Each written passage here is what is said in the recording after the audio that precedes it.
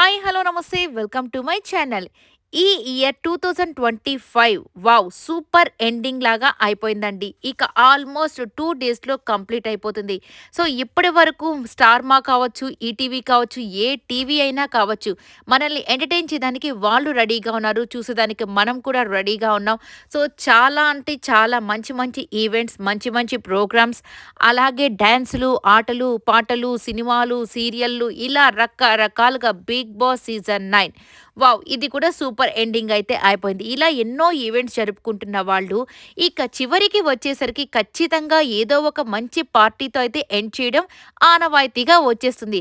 అందుకే మన ఈటీవీ వాళ్ళైతే 31st night and first night అంటే 2026 ఆ ఫస్ట్ నైట్ కూడా వీళ్ళైతే మంచి పార్టీని అరేంజ్ చేశారు.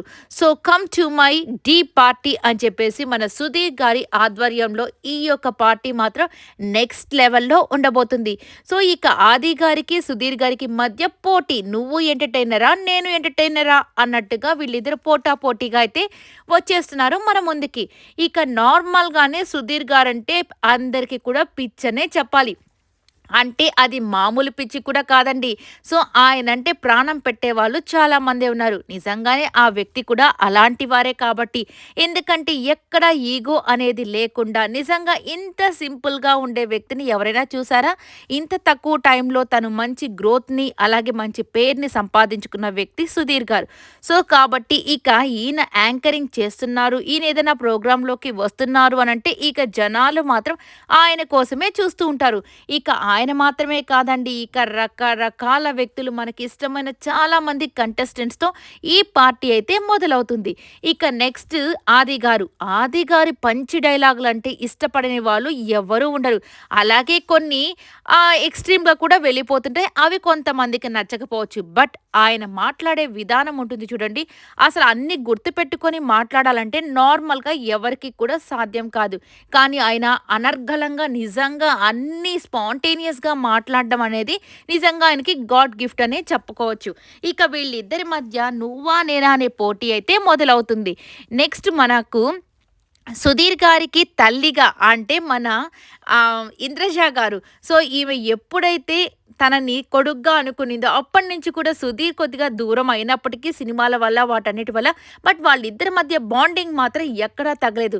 అందుకే సుధీర్ గారికి సపోర్టివ్‌గా మన ఇంద్రజ గారు, అలాగే మన ఆది గారికి సపోర్టివ్‌గా ఆలీ గారైతే వస్తున్నారు. ఇక వీళ్ళ మధ్య పోటీ అయితే జరగబోతుంది.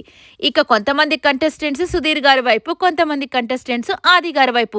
ఇక్కడ కావ్య మెయిన్ అండి. సో, కావ్య గారు, సుధీర్ గారు మంచి కాంబో అని చాలా మందికి కూడా ఇష్టంగా ఉంటుంది వీళ్ళిద్దరిని చూసేదానికి.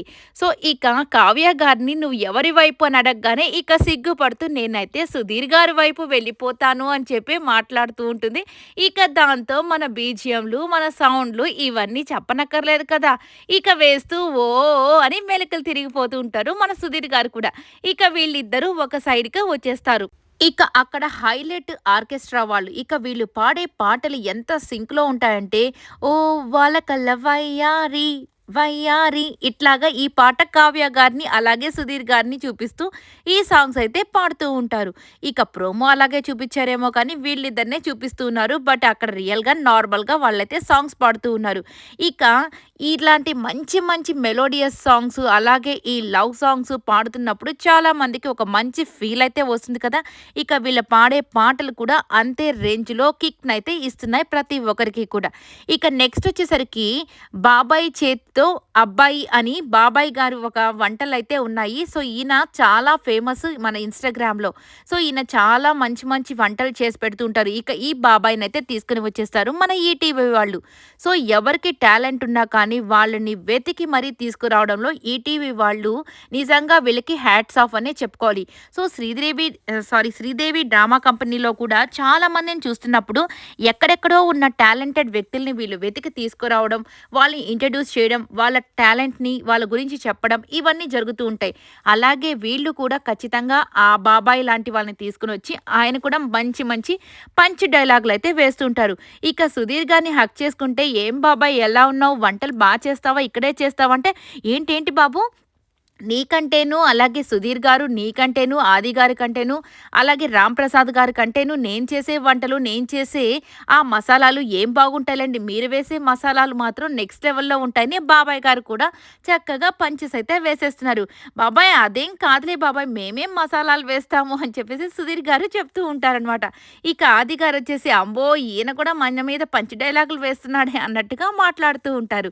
ఇక నెక్స్ట్ వచ్చేసరికి మన సుధీర్ గారి డాన్స్ పర్ఫార్మెన్స్ ఉంటుందండి. అసలు నెక్స్ట్ లెవెల్‌లో ఉంటుంది. నిజంగా ఆయన గ్రేస్, ఆయన మాస్ సూపర్ అనే అనిపించొచ్చు. డాన్స్‌లో మాత్రం సుధీర్ గారు సూపర్ తోపు అని చెప్పొచ్చండి. అంత స్వాగ్, అంత నీట్‌గా, చాలా స్టైలిష్‌గా చేస్తూ ఉంటారు. ఇక దాన్ని చూసి ఇంద్రజ గారు క్లాప్స్ మీద క్లాప్స్ కొట్టి నిజంగా నా దిష్టే తగిలేటట్టుంది నాన్న నీకు అని చెప్పేసి సుధీర్ గారిని పొగుడుతూ ఉంటారు. అంత చక్కగా వేస్తూ ఉంటారు. ఇక ఒకరిది కాదండి, ఇక్కడ కావ్య గారి డాన్స్ పర్ఫార్మెన్స్ ఉంది. అలాగే 'శ్వేతా నాయుడు' పెర్ఫార్మెన్స్ మాత్రం అదిరిపోతుందనే చెప్పాలి. ఈ మధ్య రీసెంట్‌గా 'మంగ్లీ' గారి సాంగ్ ఒకటొచ్చింది కదా! 'బాయ్‌లోరే బాయ్ బాయ్' అనేది సాంగ్ ఒకటుంది కదా! ఆ సాంగ్‌కి సూపర్ డాన్స్ అయితే చేస్తుంది. నిజంగా క్లాప్స్, విజిల్స్‌తో నిండిపోతుంది. ఇక మన 'అలీ' గారైతే నిజంగా సుధీర్ నువ్వు నెక్స్ట్ లెవెల్ సుధీర్ అని చెప్పేసి సుధీర్ గారికైతే చెప్పేశారు. ఇది కదా అసలు పార్టీ అంటే ఇలా ఉండాలి డాన్స్ అని చెప్పారు. ఇక ఈ 'శ్వేత' అది నాయుడు ఆ అమ్మాయి డాన్స్‌కొచ్చేసరికి 'అలీ' గారే వచ్చి డాన్స్ వేయడం జరుగుతుంది అందరు అమ్మాయిలతో కలిసి. ఇలా నిజంగా ఈ యొక్క ఇయర్ మాత్రం ఎండింగ్ మాత్రం నెక్స్ట్ లెవెల్‌లో ఉండబోతుంది. ఇక వీళ్ళందరూ కలిసి ఒక మంచి స్టూడెంట్స్ స్కిట్ లాగా చేస్తారండి. ఇక అబ్బాయిలుగా వచ్చేసి అంటే అబ్బాయిలేను. సో, ఆది గారు, సుధీర్ గారు, రామ్ ప్రసాద్ గారు వచ్చేసి కాలేజీ క్లాస్‌మేట్స్ లాగా, ఫ్రెండ్స్ లాగా. ఇక ఇక్కడొచ్చేసి కావ్య గారు, అలాగే కొంతమంది అమ్మాయిలొచ్చేసి వీళ్ళ క్లాస్‌మేట్స్ లాగా చేస్తారు. వీళ్ళందరికీ టీచర్‌గా మన రోహిణి గారైతే చేస్తారనమాట. ఇక కావ్య గారికి లైన్ ఎయడానికి వీళ్ళ ముగ్గురు ట్రై చేస్తూ ఉంటారనమాట. ఇలాగ జరుగుతుంది. సో, ఇక మన రోహిణి గారు టీచర్‌గా కదా! ఇక రోహిణి టీచర్ అయితే ఇంకా ఫన్ ఏ లెవెల్‌లో ఉంటుందో మీరే అర్థం చేసుకోండి. ఇక వీళ్ళంతా ఏం ప్లాన్ ఏస్తారు, ఆ అమ్మాయి దగ్గరికి అంటే కావ్య మీద ఒక పేపర్ విసిరేస్తాను. సో, మనము నేనే వేసిందని కన్‌ఫ్యూజ్ చేద్దాం టీచర్‌ని. అప్పుడు ఆమె ఎవరిని కొట్టదు కదా! అని వీళ్ళు ప్లాన్ ఏస్తారు. సరే అని చెప్పేసి మన సుధీర్ గారు వీళ్ళ మాటలని నమ్మేసి ఎప్పుడు ఎగ్జిక్యూట్ చేసేదన్నీ మన సుధీర్ గారే కదా! సరే కావ్య మీద పేపర్ వేస్తే కావ్య వచ్చేసి మేడం వీళ్ళు నా మీద పేపర్ వేశారు అని చెప్పగానే నేనే మేడం అని ఫస్ట్ మన సుధీర్ వెళ్ళిపోతాడనమాట. అంటే తర్వాత వీళ్ళొస్తారు కదా అని. వాళ్ళిద్దరూ రాకుండా మానేస్తారు. ఇక రోహిణి చేతిలో సుధీర్ గారికి దెబ్బలే దెబ్బలనమాట. సూపర్ ఫన్‌గా అయితే ఉండబోతుంది. నెక్స్ట్ వచ్చేసరికి వీళ్ళిద్దరూ తాగుబోతుల్లాగా ఎవరెవరు మన వీళ్ళ ఆది గారు, అలాగే సుధీర్ గారు వీళ్ళిద్దరూ అయితే నెక్స్ట్ లెవెల్‌లో ఎంటర్‌టైన్‌మెంట్ అయితే ఇస్తూ ఉంటారు. అంటే మాట్లాడుకోవడం ఏంట్రా ఈ ఇయర్ ఎలా ఉంటుంది? సో, ఏంటి నీ సంగతేంటి? నువ్వు ఆ ఇంట్లోకెళ్ళావా? నేను ఈ ఇంట్లోకెళ్ళానా? ఇలాంటివి ఏదో జరుగుతూ ఉంటాయి కదా! వీళ్ళిద్దరి మధ్య. ఇలా ఫన్ అయితే జరుగుతూ ఉంటుంది. ఇక నెక్స్ట్ వచ్చేసరికి జాఫర్ గారు. సో, ఈయన్ని చూస్తేనే నాకు కొద్దిగా భయమేస్తుంది. ఎందుకంటే ఈయన చాలా హార్ష్‌గా మాట్లాడుతూ ఉంటారు. అంటే కొన్ని క్వెషన్స్ అలాగే అడుగుతూ ఉంటారు కదా! ఇక మన ఆది గారిని ఎందుకు నువ్వు అందరితో జోకులు వేస్తుంటావు అంటే అందరి మీద జోకులు వేస్తావు నీకేం భయమేదా?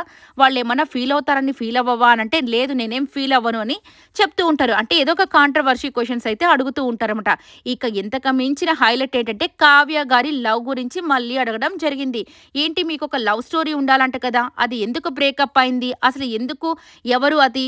సో, ఎలా బ్రేకప్ అయింది? అని చెప్పేసి ఆమెని క్వెషన్స్ అయితే అడగడం జరుగుతుంది. యెస్. అవును అని చెప్పి చెప్తుంది. మరి ఏం చెప్తాదో ఇక్కడ కూడా ఇయర్ ఎండింగ్‌లో అన్న ఈ టాపిక్‌తో పులి స్టాప్ పడుతుందా లేదా అనేది చూడాల్సి ఉంది.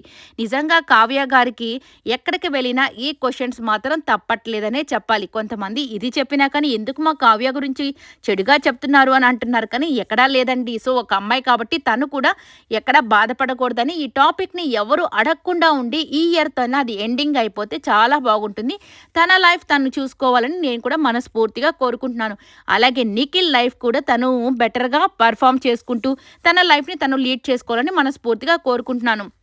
సో, కాబట్టి కావ్య గారు అసలు ఏం చెప్పిందో ఇవన్నీ చూడాలంటే 31 డిసెంబర్ అలాగే జనవరి 1 ఈ 2 నైట్స్ మీరు ఈ ప్రోగ్రామ్‌ని తప్పకుండా ఫాలో అవ్వాల్సిందే. సూపర్ ఎంటర్‌టైన్‌మెంట్ మాత్రం ఉండబోతుంది. నిజంగా కూడా ఈ ఇయర్ అంతా మీరెంత హ్యాపీగా ఉన్నారో అంతకు రెట్టింపు హ్యాపీనెస్‌తో 2026 గడపాలని మనస్ఫూర్తిగా కోరుకుంటున్నాం మా యూట్యూబ్ ఛానల్ తరపున. ఈ వీడియో అంతా కూడా మీకు నచ్చినట్లయితే లైక్ చేయండి, షేర్ చేయండి, కమెంట్ చేయండి. సబ్స్క్రైబ్ చేసుకోవడం మాత్రం మర్చిపోకండి. Please subscribe my channel. మీరు సపోర్ట్ చేస్తే నేను చాలా హ్యాపీ